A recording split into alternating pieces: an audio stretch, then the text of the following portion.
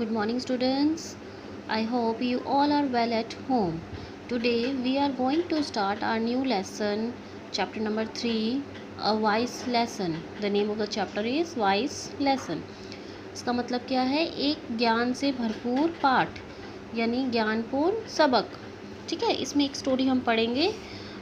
Starting हम करते हैं पहले यहाँ से. Folk tales are stories which are passed down from one generation to another by word of mouth. Folk tales का मतलब होता है लोक कथाएँ. ठीक है, जो लोग आपस में एक दूसरे से माउथ टू माउथ कहते हैं, सुनाते हैं एक दूसरे को. फोक टेल्स कौन सी स्टोरीज होती हैं? जो कि पास डाउन की जाती हैं एक पीढ़ी से दूसरी में बाय वर्ड ऑफ माउथ, जो मुंह से कही जाती हैं. ठीक है, through these tales the ethics of the culture are taught to the young and the old. इन्हीं टेल्स के, इन्हीं कथाओं से, इन्हीं कहानियों से कुछ नीतियाँ हमें सिखाई जाती हैं. हमारे संस्कृति की, हमारे कल्चर की पढ़ाई जाती है हमारे छोटे और बड़े लोगों को. ठीक है, this is a Jewish folk tale. ये एक यहूदी लोक कथा है, यानी कि यहूदी जो लोग होते हैं उनकी एक लोक कथा है, जिस चैप्टर में हम अभी पढ़ेंगे. ठीक है. In a town on a remote island lived a god fearing man whose wife could not have children. एक कस्बे में और एक दूर दराज एक आइलैंड पर एक आदमी रहता था जिसकी वाइफ के बच्चे नहीं होते थे. वन डे, एक दिन, हाउ शी बिकेम प्रेग्नेंट. एक दिन उन्हें खबर मिली कि उसकी वाइफ जो है वो प्रेग्नेंट है. And her husband rejoicing in his heart at the glad tidings. और इस गुड न्यूज़ से, इस खुशखबरी से जो उसका हस्बैंड था वो बहुत खुश था, आनंदपूर्ण था. You will give to birth to a son. तुम एक बेटे को जन्म दोगी. Who will be the comfort of our souls. जो हमारी आत्माओं को सुख देगा. आवर सोल्स मीन्स है आत्मा, एंड कम्फर्ट मतलब है सुख देना, खुशी देना. And delight of our hearts. और हमारे जो दिल हैं उनको वो खुशी देगा. I will educate him. मैं उसे पढ़ाऊँगा, एजुकेट करूँगा. And bring him up well. और उसे अच्छे तरीके से बड़ा करूँगा. ब्रिंग अप करना यानी उसे पालन पोषण उसका करना. And he shall inherit my good name. और वो मेरे जो नाम को आगे बढ़ाएगा. And crowns my renown. और वो मेरे फेमस को बढ़ाएगा.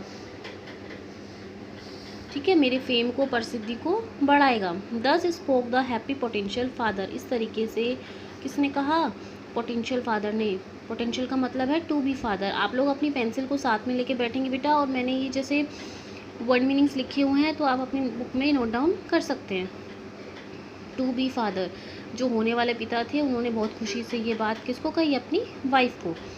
But his wife replied. पर उसकी वाइफ ने क्या जवाब दिया? You speak foolish words. तुम मूर्खतापूर्ण बातें कर रहे हो. For the future is unknown to you. जो फ्यूचर है, जो भविष्य है, वो अननोन है, जो हमें पता नहीं है. ठीक है. How do you know. तुम्हें कैसे पता? That my child birth is going to go well. तुम्हें कैसे पता कि जो मेरा बच्चा होगा या जो मेरा बेटा होगा वो बहुत अच्छा होगा. And that I shall give birth to a son. और मैं एक बेटे को ही जन्म दूंगी. Not a daughter. एक बेटी को नहीं. ये तुम्हें कैसे पता है? That the child is going to live long. क्या वो बच्चा बहुत लंबे समय तक जिएगा. And that it is going to be robust and healthy. और वो बहुत ही स्ट्रॉन्ग और हेल्दी होगा, बहुत स्वस्थ होगा. You should not have spoken such idle words. तुम्हें ये फालतू के शब्द नहीं बोलने चाहिए. And boasted. और इतने प्राइड से, इतने गर्व से नहीं बोलने चाहिए. But left everything to God. और भगवान पर तुम्हें सब कुछ छोड़ देना चाहिए. Who controls our destinies. जो हमारे भाग्य को कंट्रोल करता है. डेस्टिनी का मतलब है भाग्य, कंट्रोल करना, काबू में करना. It may befall you as it once befell a certain dervish. क्या पता तुम्हारे साथ भी वैसा हो जैसा कि एक डरविश के साथ हुआ था. डरविश का मतलब है यहूदियों में एक ऐसा इंसान होता है जो भगवान की पूजा करता है और उसके लिए डांस करता है. ठीक है. When her husband asked her what had happened to that dervish. तो उसके हस्बैंड ने पूछा कि उस डरविश के साथ क्या हुआ था ऐसा. She told him the following tale. तो उसने उसको एक कहानी सुनाई. टेल का मतलब है यहाँ कथा सुनाना या कहानी सुनाई.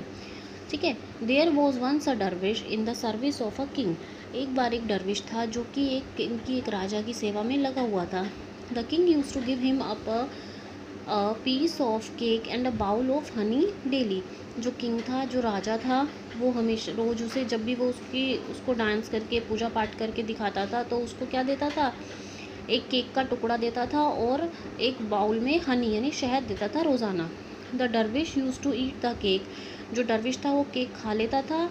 And put the honey into a jar, और अपनी जो हनी जो शहद उसे वहाँ से मिलता था उसको किस में रख देता था, एक जार में, एक बर्तन में, ठीक है, एक डिब्बे में। Which he always carried upon his head, जिसे वो हमेशा अपने सिर पे रखता था। कैरी करना, रखना, हेड सिर, और ऑलवेज मतलब हमेशा। हनी शहद how ever in those days was very expensive, जो हनी था वो बहुत एक्सपेंसिव था उन दिनों में, ठीक है, बहुत महंगा था। एक्सपेंसिव का मतलब होता है महंगा होना। One day the dervish noticing that his jar was nearly full, एक दिन डरविश ने नोटिस किया, ध्यान दिया कि उसका जो जार है, जो डिब्बा है, वो लगभग भर चुका है।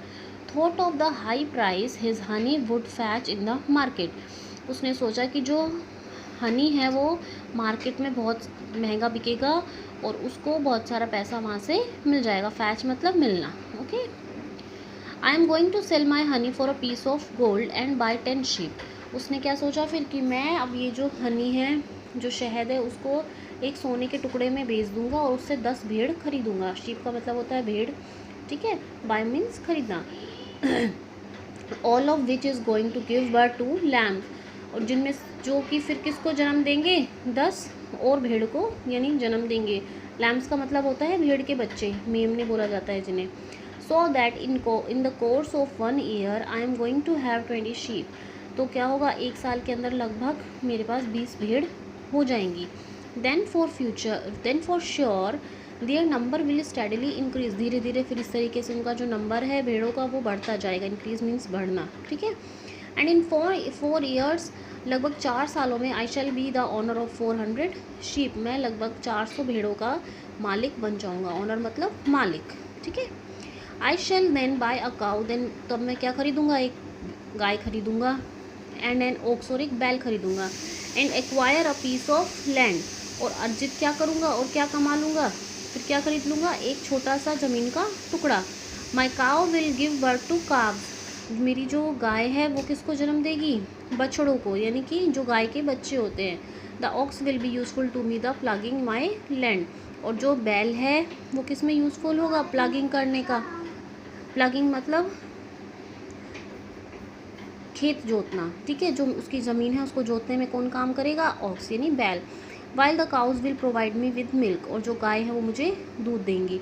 इन 5 ईयर्स, 5 सालों में, time the number of my cattle will have increase, 5 सालों में जो मेरे कैटल हैं, जो मेरे जानवर हैं या जो वो पालने के लिए वहाँ रखेगा, जैसे गाय है, भेड़ है, शीप है, उनके नंबर बहुत इंक्रीज़ हो जाएंगे, कंसिडरेबली, बहुत अत्यधिक मात्रा में हो जाएंगे।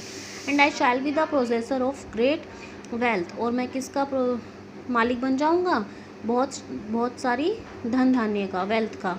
आई shall then build a magnificent house, तब मैं एक शानदार घर बनाऊंगा। एक्वायर स्लेव्स, नौकर रखूंगा या दास रखूंगा। एंड मेड सर्वेंट्स, नौकर चाकर रखूंगा। And marry a beautiful woman of noble descent, और किससे शादी कर लूँगा, एक बहुत ही सुंदर औरत से, ठीक है, अच्छे घर से होगी जो।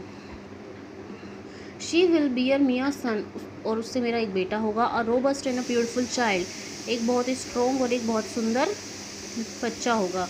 आई lucky star will shine at the moment of his birth, और वो जो लकी स्टार है वो चमकेगा अपने जन्म के टाइम पे।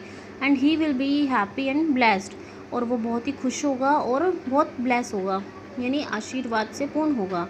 And bring honour to my name after my death, और मेरी मृत्यु के बाद वो मेरे नाम को आगे बढ़ाएगा, सम्मान देगा। शुड ही, और जो उसे देना चाहिए। How ever refuse to obey मी, अगर वो मुझे मेरी बात को मानने से मना करेगा, मेरी आज्ञा, ओबे का मतलब है आज्ञा, रिफ्यूज़ मतलब मना करना। I will beat him with stick, this stick, मैं उसे इस छड़ी से मारूंगा। 10 इस तरह से। And the dervish was so caught up in his daydream, और जो डरविश था वो इतना ज़्यादा खो चुका था अपने दिन के सपने में। डे ड्रीम का मतलब है सपना, दिन का। Then he raise his stick, उसने अपनी स्टिक उठाई, छड़ी या डंडी जो थी उसके पास उसने उठाई। विच हिट द जार, जिसने जार को मारा, क्योंकि वो सपना देख रहा था कि इस स्टिक से मैं अपने बेटे को मारूंगा। और सपने में उसने वो जार, वो जो स्टिक थी उठा के और अपने जार पे, अपने बर्तन पे ही मार दी। एंड ब्रोक इट, और वो टूट गया। The jar of honey along with his day dreams was lost, अब जार जो था वो टूटने से हनी भी सारी फैल गई और उसके दिन के सपनों की तरह वो भी टूट गया। I have told you the story, मैंने तुम्हें यह स्टोरी सुनाई। अब ये किसने कहा? उसकी वाइफ ने। Continued the wife of the pious man, वो धार्मिक व्यक्ति की जो पत्नी, वो जो उसकी पत्नी थी, उसने डरविश की यानी कि उस पायस मैन की कहानी अपने पति को सुना दी। Just to give you a lesson, तुम्हें एक लेसन देने के लिए, that it is not wise to speak of things that are uncertain, कि हमें उन चीज़ों के बारे में नहीं बोलना चाहिए जो हम अनिश्चित हैं, अनसर्टेन है, जिनके बारे में हमें पता नहीं है। Remember the words of King Solomon, King Solomon, राजा जो सोलोमन थे, उनके शब्दों को याद रखिए। हु सेड, जिसने क्या कहा था? डू नॉट बोस्ट, झूठा गर्व मत दिखाओ, योर सेल्फ, अपने आप पर, for you do not know what will happen to you next, क्योंकि तुम्हें पता ही नहीं है कि तुम्हारे साथ अगले समय में क्या होगा या फ्यूचर में क्या होगा। Okay guys, I hope you all understand this chapter. If you have any doubt or a problem, you can call me or message me in the given time. Guys, firstly आपको सभी chapters की तरह इसके hard words करने हैं, then word meanings और exercises करनी है, जिनकी फ़ोटोग्राफ्स मैं आपको अभी सेंड कर देती हूँ। देन मैं आपको वर्कशीट सेंड कर रही हूँ, वो वर्कशीट भी आपको राइट डाउन करनी है अपनी नोटबुक में। Okay guys, thank you.